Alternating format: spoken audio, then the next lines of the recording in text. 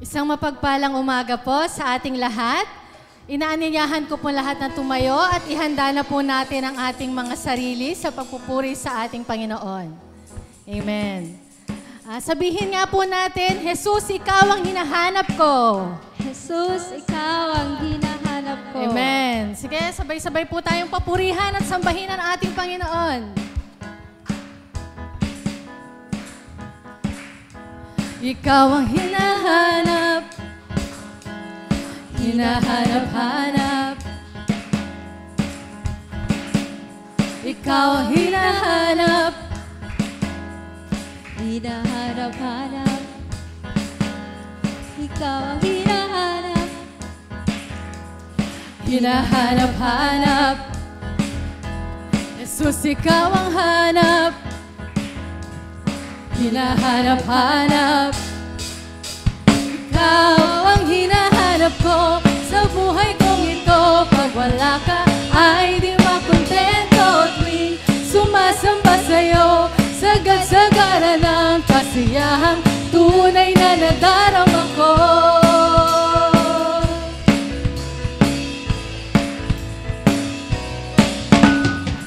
Ang umawit at magpuri sa'yo, aking tugon sa pag-ibig mo.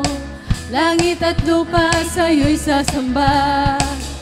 O Diyos, purihin ka, dakila kang talaga. Ikaw ang hinahanap ko sa buhay kong ito. Pag wala ka ay di makontento. Tuwing sumasamba sa'yo, sagad-sagara ng kasiyahang tunay na nadarama ko.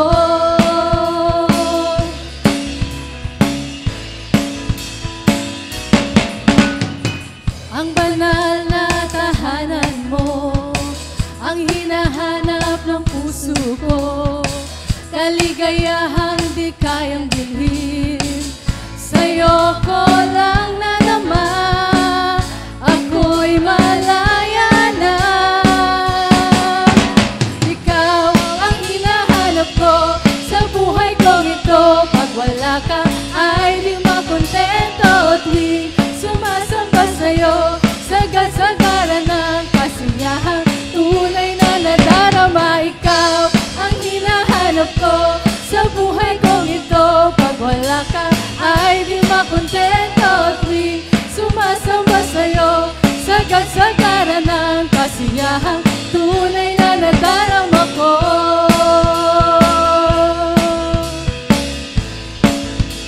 Tunay na nadarama ko.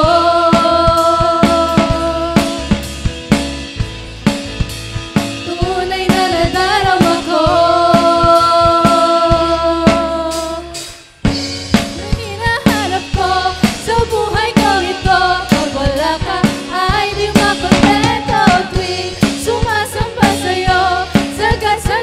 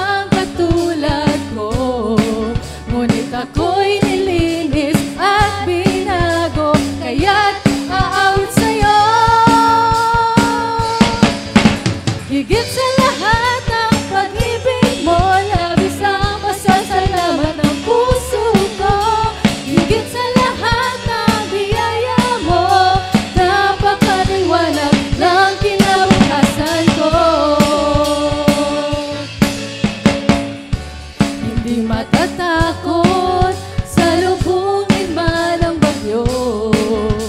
Jesus, sa piling mo ay may masisilungan ako. Ano man ang mangyari ay magtitiwala ako. Jesus, walang maghihiwalay sa akin at sa'yo. Higit sa lahat ng pag-ibig mo, labis ang pasasalamat ng puso ko. Higit sa lahat ang biyaya mo, napakaliwanag ng kinabukasan ko. Higit sa lahat ang pag-ibig mo, labis ang pasasalamat ng puso ko. Higit sa lahat ang biyaya mo, napakaliwanag ng kinabukasan ko.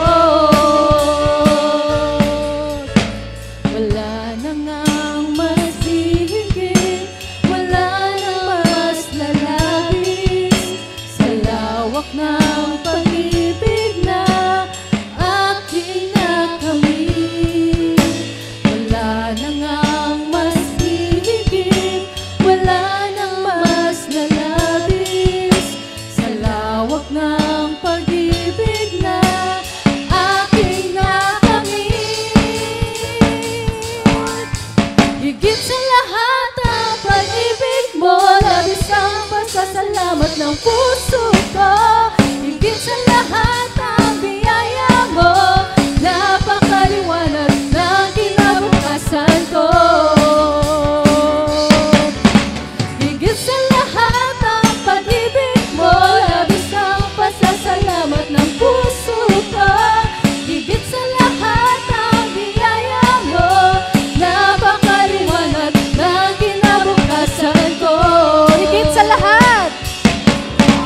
Higit sa lahat ang pag-ibig mo, labis ang pasasalamat ng puso ko.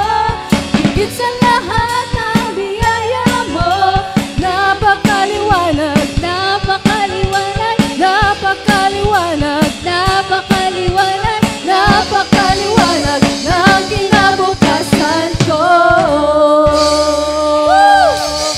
Hallelujah! Tunay nga, O Diyos, na napakaliwanag ang aming kinabukasan sa piling mo.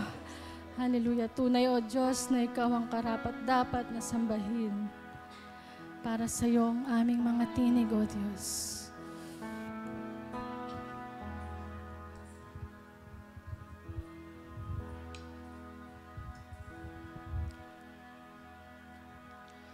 Ang tinig ko ay para sa'yo.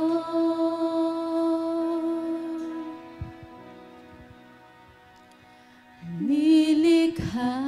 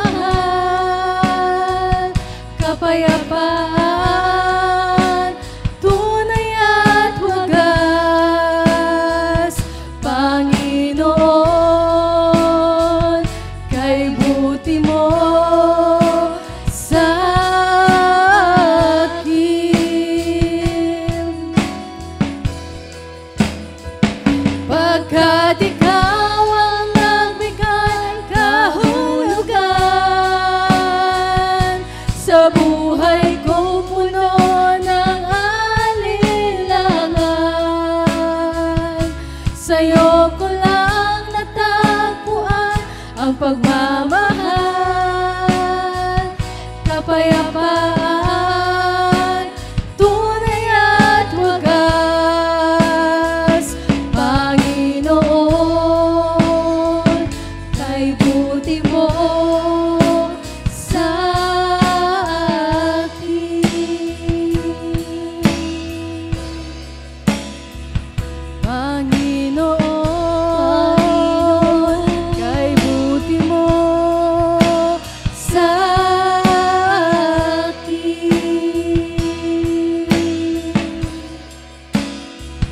Panginoon,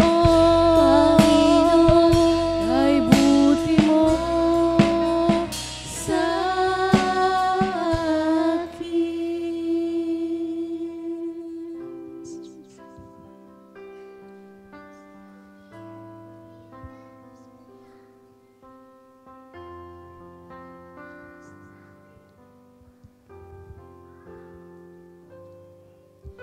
kay buti-buti mo, Panginoon, sa lahat ng oras, sa bawat araw, ika'y laging tapat kung magmahal. Ang iyong kaawa ay magpawalang hanggan. Minsan pa kay buti-buti mo.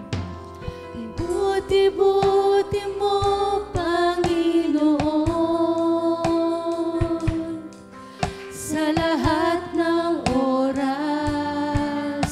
sa bawat araw, ika'y laging tapat kung magmahal. Ang iyong kaawa ay magpawalang hanggan. Pinupuri, sinasamba kita, dakilang Diyos at Panginoon. Tunay ngang ika'y walang katulad, tunay ngang ika'y di nagbabago. Mabuti ang Diyos na sa akin ay nagmamahal. Kay buti-buti mo, Panginoon, sa lahat ng oras, sa bawat araw, ika'y laging tapat kung magmahal. Ang iyong kaawa ay magpawalang hanggan. Pinupuri, sinasamba kita, dakilang Diyos at Panginoon.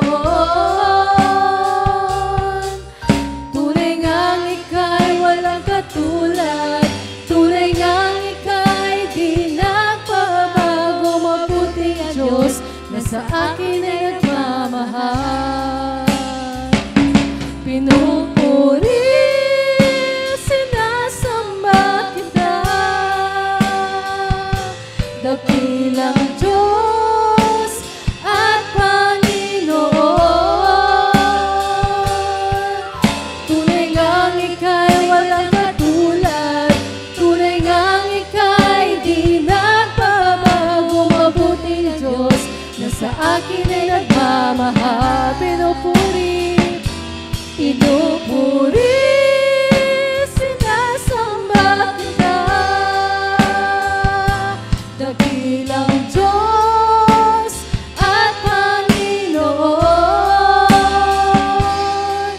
Tunay ngang ika'y walang katulad, tunay ngang ika'y di nagbabago. Mabuti ang Diyos na sa akin ay nagmamahal.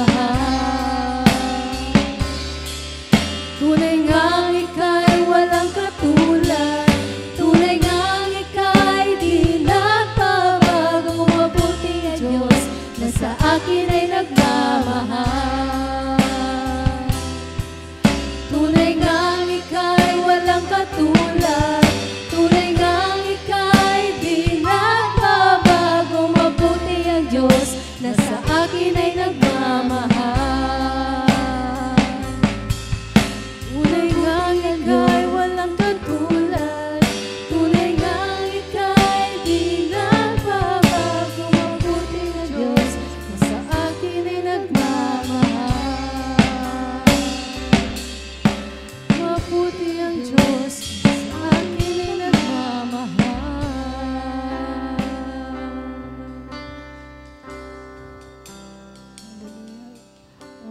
Diyos.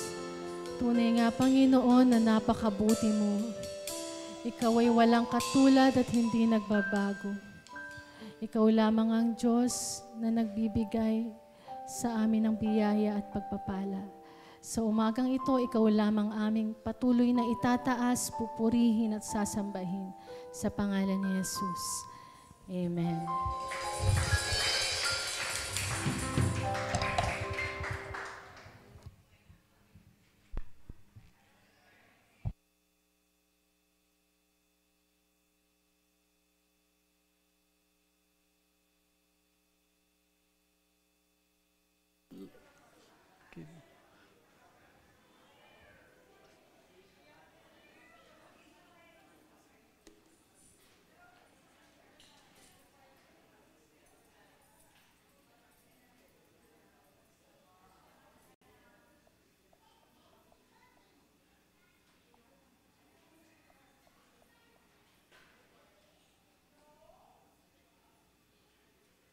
Good morning! Palakpakan po natin ang ating Panginoon. Hallelujah! Praise God. Sige po, let's prepare ourselves for the preaching of His words. And please join me in a short prayer. Father, we commit to you the message for this morning. Tulungan mo po kami, Panginoon. Buksan mo po ang aming mga isipan, aming mga puso, upang maunawaan po namin ng mainam ang iyong mga salita at ang mga bagay na gusto mong matutuhan po namin sa umagang ito. I pray unto you, O Lord, that you help us focus our minds unto you and help us so that we will grow in our faith. Thank you, Lord. In Jesus' name we pray. Amen. Praise God. Hallelujah. So, natapos na naman itong March, 3 months into the year. And so many things na ating hinaharap sa ating bansa, sa buong mundo, sa ating mga buhay. And more than ever, para sa atin to navigate life, ano bang kailangan natin para so that we could work out the plans and the purpose of God sa buhay ng bawat isa sa atin. So more than ever, what we need every day is wisdom.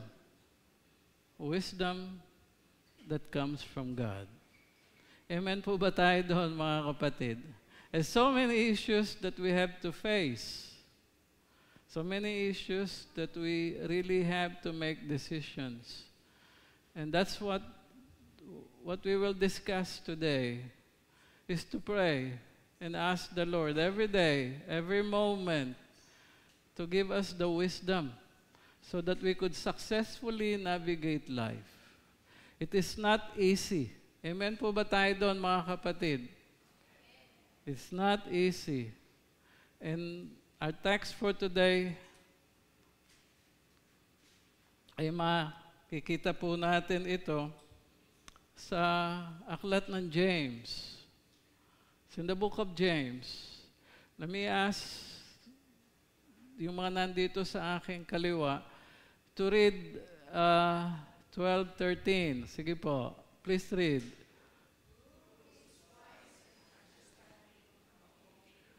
Let him show it by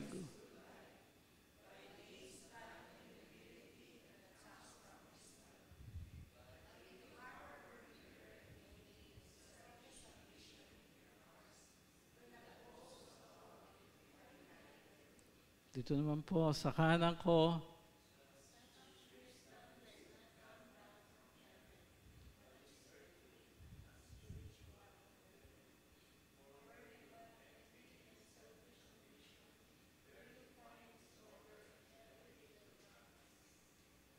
But the wisdom that comes from heaven is first of all pure, then peace-loving, considerate, submissive, full of mercy and good fruit, impartial, and sincere.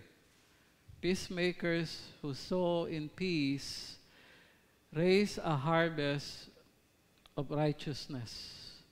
So, if you will ask me, ano ba ibig sabihin ng wisdom?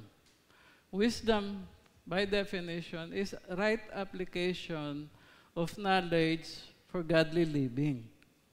Amen po ba tayo doon? Right application of knowledge for godly living. Ano bang wisdom sa Tagalog? Kaalaman, karunungan, no? Kaalaman, karunungan. But you can be intelligent. Can be very intelligent person. But that's not necessarily you are wise. Amen po ba tayo doon? Matalino, ngunit hindi marunong. Matalino ka man, ngunit hindi ka marunong sa tunay na buhay. The wisdom that we will be discussing, according to the Bible, is not based on what the school is teaching us. It's not based from books, from lectures. Those are stock knowledge, information that we have acquired and accumulated through study and through training, skills, but not necessarily you become wise. Kasi hindi mo marunong i-apply yung mga natutuhan mo sa iyong pagdedesisyon araw-araw. Look at the religious leaders during the time of our Lord Jesus Christ. Were they not scholars of the law? The scribes? Were they not teachers of the Old Testament, of the Torah? They know the Bible, the Old Testament. They have memorized, they have committed it to their memory. They can recite. And yet, they were not able to comprehend and understand what Jesus Christ is telling them. Despite of all the miracles that they have seen, the time that they have experienced with the Lord, they have encountered Him, and yet they do not understand. They do not have the wisdom. Di po ba? So, hindi nangangahulugan na matalino ka ay marunong ka na sa buhay. So, it's so important for us, as I said, to navigate life. We need wisdom. All the decisions na kailangan natin gawin sa araw-araw. So if you lack wisdom, Lord, paano ba ang aking gagawin? Anong gagawin? Anong sinasabi ni James? James 1:15. If any of you lacks wisdom, let him ask God, who gives to all liberally and without reproach, and it will be given to him. Ask the Lord for everything. No? Lahat. Tanungin mo ang Panginoon. Lord, di naman analysis paralysis ka, hindi ka makapagdesisyon. No? You still have to make a decision. But a decision based on the things that you know na naayon sa kalooban ng Diyos, sa mga bagay na natutuhan mo mula sa Kanya. You just have to apply them properly, correctly, at the right time.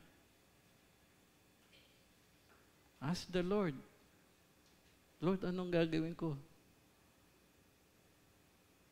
What will I do? What shall I say? How do I handle this situation? No? And then leave it to the Lord. Because you ask God. Because God will give you the wisdom. The difficulty is when we make decision without even consulting God. No? You base it in your own understanding. You base it on your own intellect, in your own strength, without even asking God. Just go. Impulsive decision. And then, when you make mistake, bigla kang madidisorient. No? Because you do things, you say things without even thinking. Without even asking God. Small things, big things. Big things, the more you have to ask the Lord. Amen po ba tayo doon, mga kapatid? It's good that we have love, courtship, and marriage last Sunday. Because those are major decisions in life. No? Na kailangan talaga ipagpe-pray mo ng maayos. Because those are the things you cannot afford to make any mistake. Amen po ba tayo doon, mga kapatid? You cannot afford to make a mistake. So, it's very important. So, it's very important na we acquire wisdom and ask God to help us. Why? Because it affects a person's heart. So si James, kinumpara niya, wisdom that comes from heaven, so that we know, or is it wisdom that is earthly? No? Wisdom that comes from heaven and wisdom that are earthly wisdoms. Based on human philosophy, popular worldview. So kung anong kalakaran ng mundo, yung ka na rin. Nakikiayon ka without regard to what the Bible is teaching us. So, wisdom affects a heart, the person's heart. Wisdom from heaven makes a man's heart pure. No? It makes your heart pure. Meaning to say, ano bang pure? Di puro sa Tagalog. Siyempre pure. No? Di walang halo. No? Hindi siya nahaluan ng mga ibang bagay. No? You really are seeking. You are in tune with the Lord. Your heart is in tune with God. Your mind is in tune with God. So alam mo, you have the mind of Christ because you always think about God. Amen po ba tayo doon, mga kapatid? But if your mind is full of this world, how will you make a decision? Based on what the Bible is prescribing or asking or commanding. So that is very important. Because it affects your heart. Amen po ba tayo doon, mga kapatid? Sa Proverbs, wisdom starts from the fear of God. Proverbs 1:7, the fear of the Lord is the beginning of knowledge, but fools despise wisdom and discipline. So it starts with your relationship with God. No God, no wisdom that comes from Him. Basic ano po? Amen po ba tayo? You agree with that? If you have no relationship with God, why would you expect wisdom that comes from heaven? So you have to have that holy fear. Fear na natatakot ka in the sense na paparusahan ka ng Diyos. That's not that fear. The fear that the Bible is saying is the holy fear. Because you love God, you have the full reverence, and so that you fear. The same way that you love your parents, you fear.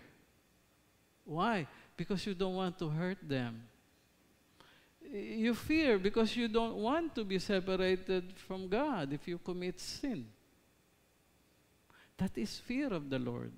And that's where wisdom begins. Kailangan may takot sa Diyos. Amen po ba tayo doon? Kailangan ang takot sa Diyos. Bago mo gawin ang isang bagay, unang-una ay may takot sa Diyos. When I was working abroad sa Vietnam, because, sorry, I should not have mentioned the place. When I was working abroad, the place is so permissive, no? So permissive, lalo na pag expats ka. Kahit di ka magandang lalaki, ba't nakita nilang expat ka at tingin sa'yo ATM? So lahat yata ng mga babae gustong magka-relationship sa'yo, may asawa ka o wala. So, I fear God. That's why, as much as possible, I try to avoid getting close with the opposite sex. Why? Because natatakot ako sa Diyos eh. I have a ministry in the church. Because if I do something that is immoral, I will have to disqualify myself. And I will be hurting my family. That is fear. So, takot sa Diyos yun. Hindi lang sa misis. Pero mas malaki takot sa Diyos. Amen po ba tayo doon, mga mister? That is fear. Not because natatakot ka. Natatakot ka, you don't want to destroy your relationship. Because you love the same thing. God has all the authority over our lives. All the power over our lives. And that's why we fear the Lord. Because the consequences, you can choose kung anong gusto mong kasalanan, but you cannot choose the consequence of your sins. Amen po ba tayo doon, mga kapatid? You cannot choose the consequence. But the good news is God is merciful. Merciful to those who are innocent and to those who are guilty. It doesn't matter. For as long as you ask God to help you and forgive you, and you repent, God will make your sins, though they are as red as a crimson sky, He will make them as white as snow. And there is always mercy in the Lord. So yun ang kagandahan, and that is wisdom. No? It doesn't matter how far you've gone from God, how far away you have gone, how far away you've been away from the Lord. What is important is when you turn back unto Him, kahit na ganong kalayo, the Lord will always be there to welcome you, like the prodigal son. Amen po ba tayo doon, mga kapatid? Palakpakan naman po natin ang ating Panginoon Diyos. Sapagkat siya ay tapat. Hindi nagbabago.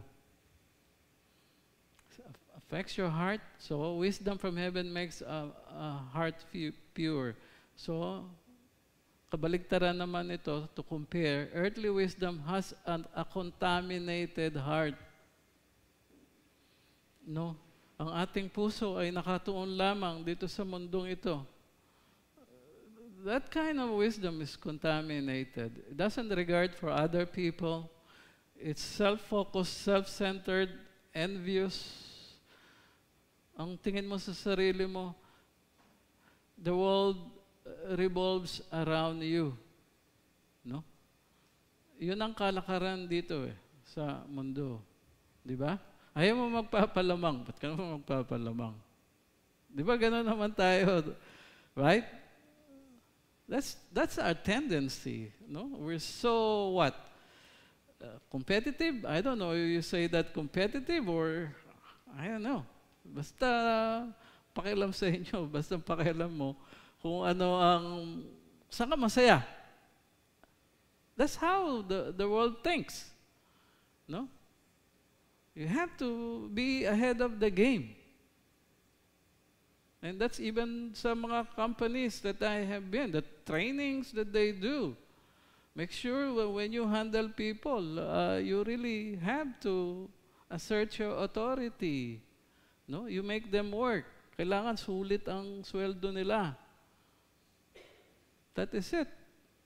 Don't let people take advantage of you. That's what is the corporate ladder. Ganun yun. 2 Corinthians. And you don't have, God is not in the picture sa buhay mo. The one that sits on the throne of your heart is not Christ Jesus. The one who sits on the throne in your heart is you. You are the king. No? Yung sinasabi nating Invictus. No? I am the captain of my soul. I'm the one who decides what would be my destiny. So God is not in the picture. Let's read 2 Corinthians 4:4. The God of this age has blinded the minds of unbelievers so that they cannot see the light of the gospel of the glory of Christ, who is the image of God. We're so blinded. You ignore the gospel and you reject Jesus Christ. Marami. No? Marami sa ating mundong ginagalawan ngayon. More and more people are professing atheists. They have no God. They don't believe in God. More and more. More than during our time. But now, other countries, they don't even allow people to pray or read the Bible or anything. So it's more on, kailangan ma-explain nila. Because cannot prove that there's God and God is not true. So, ganun ang reasoning, kalakaran ng mundong ito. Because their minds are blinded. So, in Proverbs 14:30 it says, a heart of peace gives life to the body, but envy rots the bone. No? So, tignan po natin ang ating mga puso. Do you have peace? No? That's very important sa bawat isa sa atin. That we have the peace from God. We have the peace from the Lord. But in order to have the peace from God, anong mas importante? You have to have the peace. You have to have peace with God. No? Anong kaibahan nun? Listen to me for a moment. Peace with God and peace from God. Peace with God is what? You have the relationship. Peace kayo ni Lord. Even karamihan sa atin, minsan hindi tayo peace. We don't have peace with God. Why? We're not fully surrendered. Why?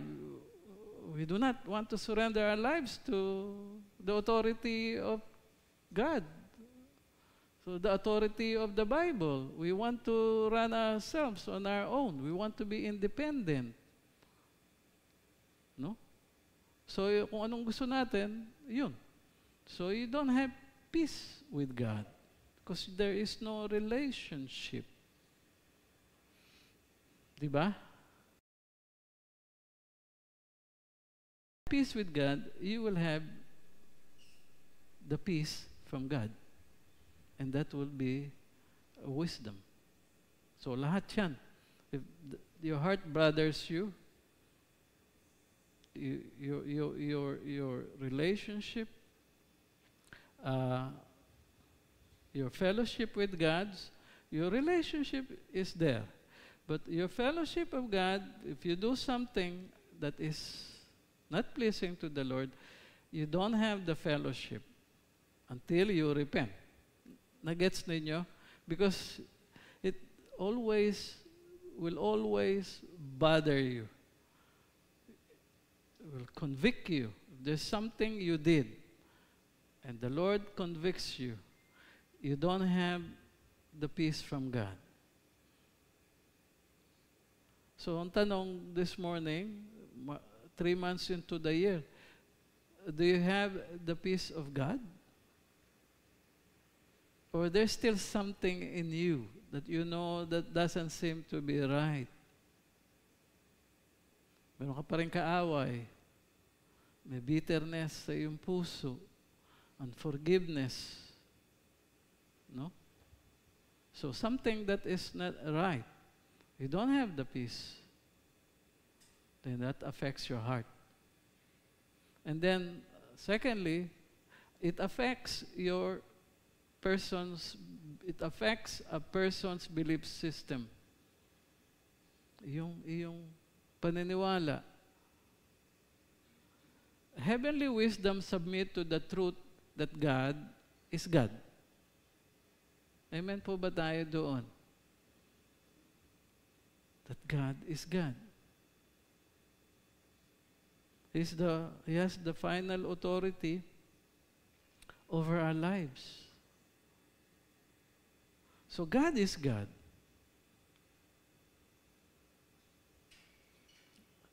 We submit to the will of God, to the ways of God. Why? Because God knows what is best. And I do not know what is best. That's why Psalm 86:11 says, "Teach me your way, O Lord, and I will walk in your truth.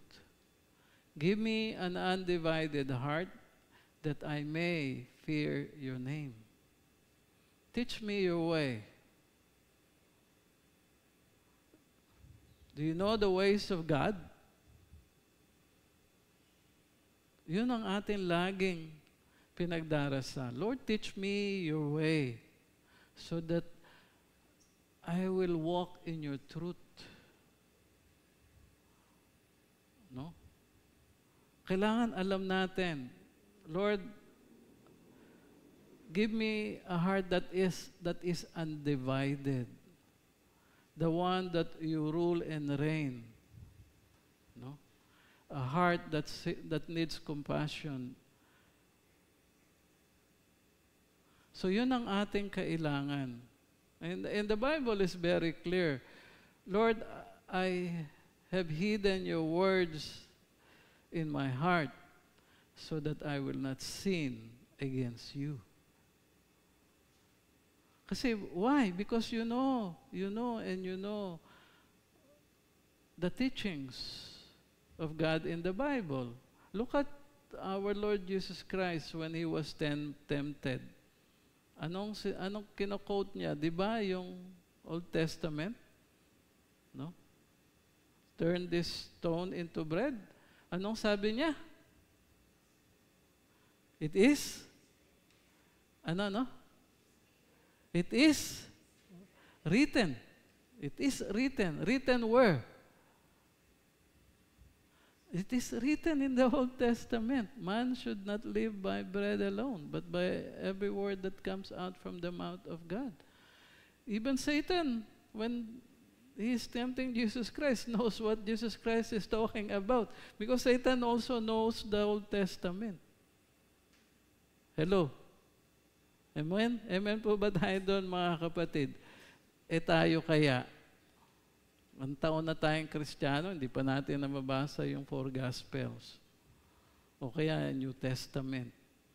O kaya Old and New Testament. Makamatayan na natin yun. Nakarating ka na sa langit. Di mo pa alam kung ano yung Old Testament eh. Di ba parang nakakahiya din yun? Mamaya makita mo si Moses eh. Okay, makita mo sino ba? Si Jeremiah. Uy, Jeremiah, kumusta? Nice to see you in heaven. Uy, kumusta? Nabasa mo ba yung librong sinulat, Jeremiah? Meron ka ba nun? Sa palagay nyo, hindi kayo makikita? Hello? Bakit di kaya basahin natin? Mamaya makita nyo si Jonah. Jonah, kumusta ba yung 3 days mo doon sa loob ng isda? Di at least alam mo na ba? Uy, nabasa mo pala.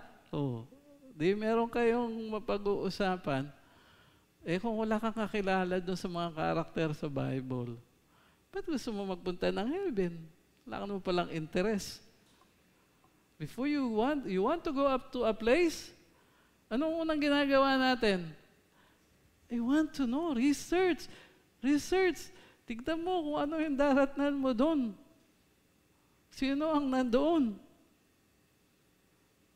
Hello? Di ba basic na yun?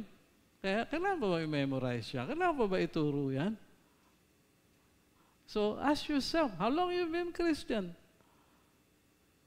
10 years? 5 years? Only, lang yan 3 chapters a day. 1 year, tapos mo na yung buong Bible. 3 chapters a day. 15 minutes a day. Kung mag-cellphone ka nga, mag-Facebook ka, hindi mo napapansin yung 1 oras, kakascroll mo lang di ba? Tama ba yun? So, na yung basahin yung Bible? Para pag nag-preach ulit ako, hindi naman kayo ma-guilty, Hello? Parang nag-preach ako after 1 year. Sino nakabasa ng Old Testament? Lahat nakataas naman yung kamay. Amen po ba tayo doon, mga kapatid? Yan, challenge yan, 2025, March. So, kailangan March, 2026. Tapos na yung old and new. Heavenly wisdom submit to the truth that God is God. But earthly wisdom is a life that has been deceived. Naligaw. Na-scam. Hindi lang ngayon usong scam. Pati nung panahon uso na rin yung scam, na-deceive. Sabi ng Bible, pakibasa nga mga babae.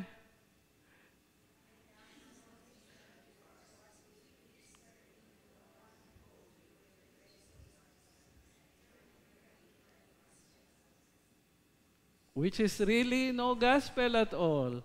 Evidently, some people are throwing you into confusion and are trying to pervert the gospel of Christ. Nung panahon pa lang ni Paul, marami ng scammer Binabago yung turo. Dinadagdagan. Iniiba.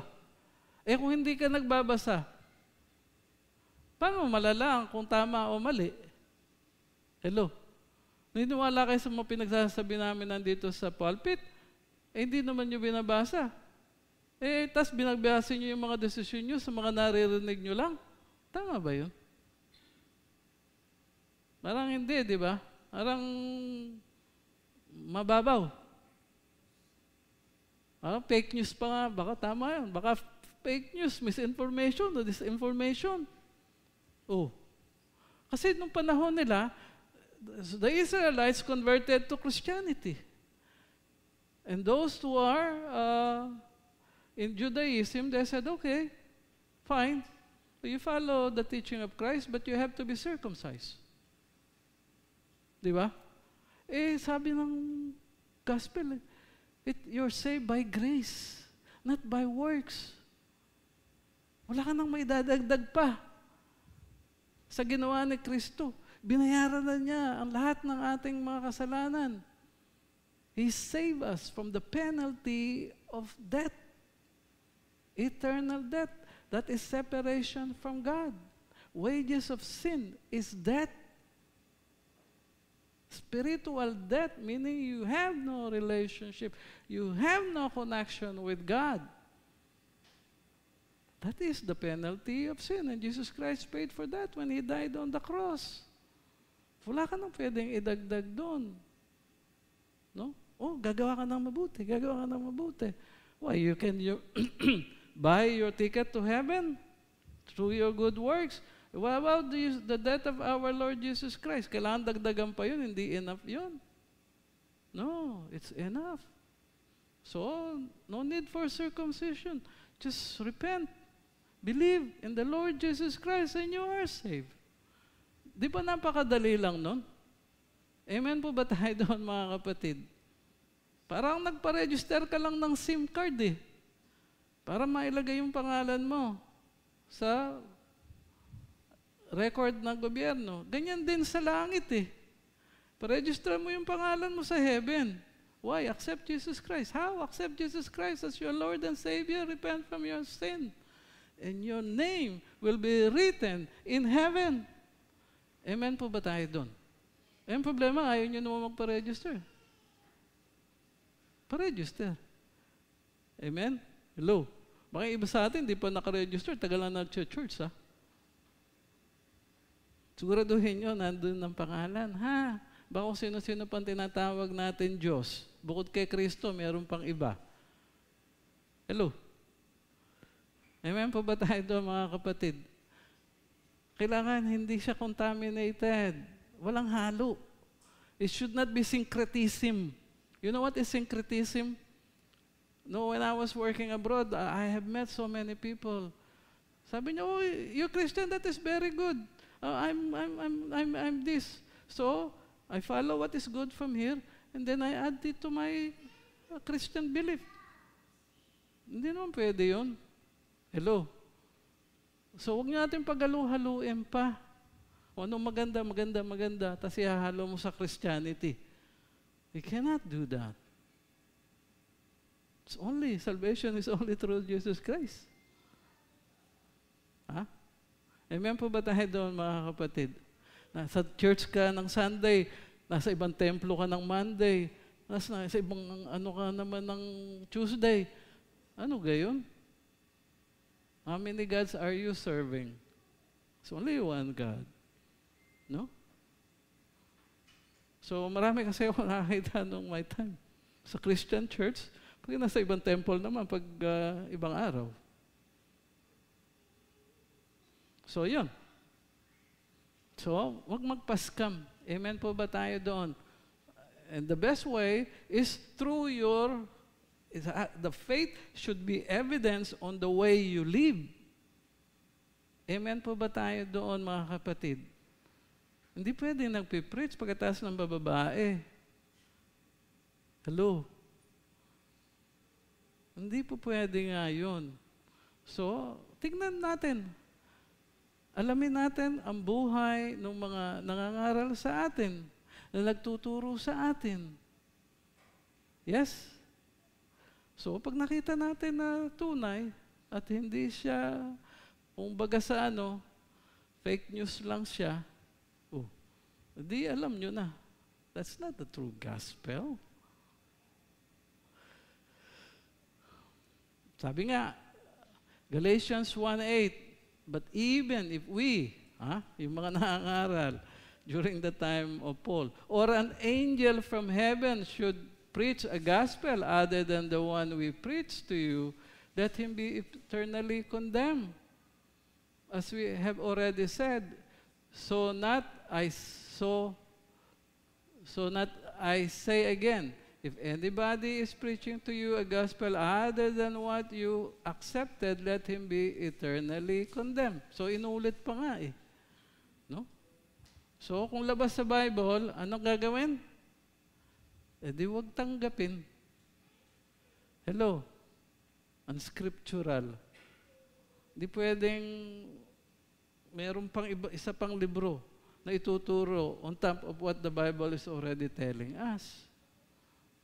Amen po ba tayo doon? So, I have so many encounter. Iba, there was a time I was doing a Bible study. Sabi niya, buti na, pastor, hindi ako sumama doon sa namin. Kasi yung pastor namin doon sa local church, iniyayaya na kami benta yung aming mga ari-arian. Pupunta na kami sa isang lugar. Kasi malapit na dumating si Jesus Christ. Sabi ko, wala yata sa Bible yun alam ko marapit na dumating si Jesus Christ, pero wala naman tinuturo, ibenta na natin lahat ng mga gamit natin. Punta tayo sa ibang lugar, doon na tayo maghintay. Sabi ng Bible, get yourself busy. Para datang kayo ng Panginoon Jesucristo, hindi kayo tutulog-tulog. Amen po ba tayo doon, mga kapatid? So that's what the Bible is saying. So alam mo na kagad na hindi tama. It's from another book, unscriptural. Heavenly wisdom affects your person's lifestyle. Una, you have peace, as I have mentioned a while ago. No? It's peaceful. So, tanong natin sa ating mga sarili, are we a person of peace? Parang pinag-aaralan natin yan sa evangelism. O marami tayong kaaway. Hello? Tingnan mo nga, tanongin mo sa sarili mo, marami ba akong kaaway? Laging parang maraming galit sa akin. O lagi, ikaw ako mismo, lagi na lang ako nagagalit. Laging high blood. Sino mga high blood dito? Lagi na lang akong high blood. Lagi na lang ako nagagalit. Walang kabagay-bagay. No? That's not a wisdom that comes from God. Amen. Small things, then galit. Romans, therefore, being justified by faith, we have peace with God through our Lord Jesus Christ. As I was saying before, you have a peace with God. Para wala kang kaaway. As much as possible, live with other people with peace, in peace. No? Pursue peace. Pursue peace. Wag war freak. Ha? Wag laging galit. Heavenly wisdom affects a person's lifestyle. It is gentle. Ayan. It is gentle. Considerate. No? So gentle. Gentle kaya tayo. We have to be gentle. We have to be teachable. Teachable. You know how to listen. Yun din ang pinagpipray ko. You have to know how to receive corrections. You have to be humble enough. If you make mistake, sorry, I made a mistake. Everybody makes mistake. Amen po ba tayo doon? But some people, they're so scared of making mistake. Hindi naman mistake intentionally. No. But if you make mistake, then you say, I'm sorry, I made a mistake. But don't be so scared making a mistake, because you will never learn. You always play safe. You understand what I'm saying? There are times you have to take the leap of faith. A leap of faith by trust. You just trust the Lord. Even things you do not understand. But you know that that's what God wants. So, you trust the Lord. What's the worst things to happen? Di ba yun naman ang lagi nating bottom line? What's the worst scenario? If the worst scenario is nothing, then do it. And then learn as you go along. Amen po ba tayo doon, mga kapatid? So you just enjoy life. Loosen up. Don't be so tight. And smile. Hello? Sa atin, wala nang marunong ngumiti. Masyadong serious. Proverbs says, ano pa? Stupid people always think they are right. Wise people listen to advice. So, alin ba tayo dyan? Do not be wise in your own eyes. Amen po ba tayo? Don't be wise in your own eyes. Listen. Listen. Ako, I'm learning a lot from my wife.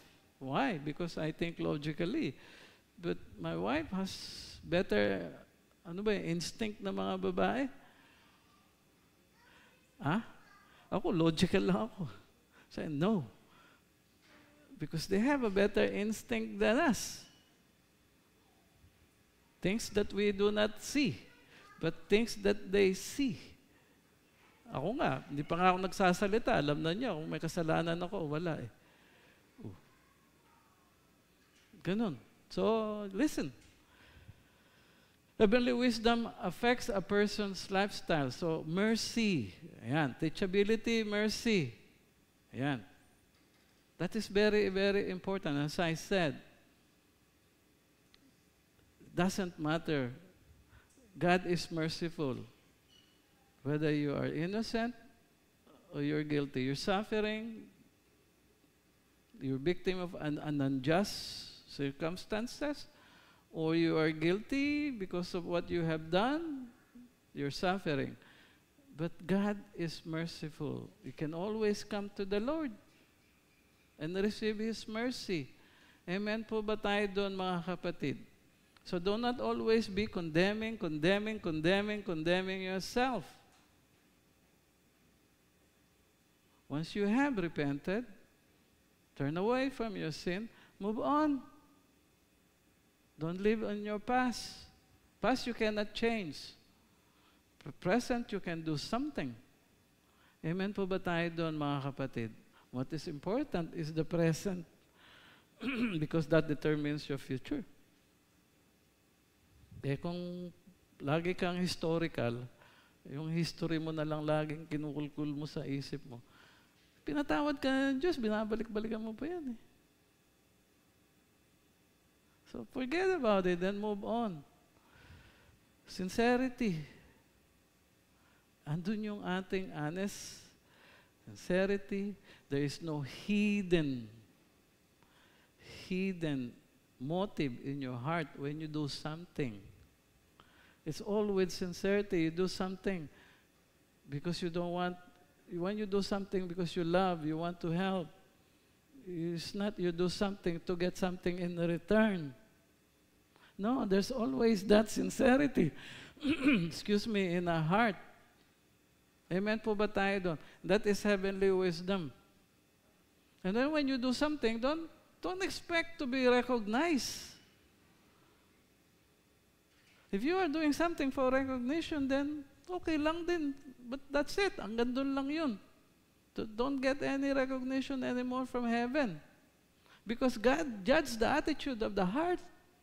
Sabi nga niya, kung anong ginawang mabuti ng kaliwang kamay, kailangan mo nang ipaalam sa kanang kamay. It's between you and God. Amen po ba tayo doon, mga kapatid? So when you do something, huwag mo nang ilagay sa internet. Huh? Just do. Be sincere. Conclusion. Ano po ba ang natutuhan natin sa umagang ito, mga kapatid? Wisdom that comes from God is marked by humility, purity, peace, and good deeds that leads to harmony and righteousness. So yun ang kailangan natin sa ating mga buhay. So, question. How do you live your life? Paano mo ba pinamumuhay ang wisdom that comes from God or wisdom that comes from the world? Kung magulo buhay mo, baka you're using too much wisdom that comes from the world. Use the wisdom that comes from God. Mas tahimik. Let us pray. Father, we give you praise, glory, and honor. Thank you, Lord God, for reminding each one of us that you're God who is always accessible. Because you are our Emmanuel, God who is with us, God who guides us. And I pray, O Lord God, na bawat isa sa amin, every day, moment by moment, help us seek you and ask for wisdom so that we could navigate life. Thank you, Lord God. In Jesus' name we pray. Amen. Palakpakan po natin ang ating Panginoon.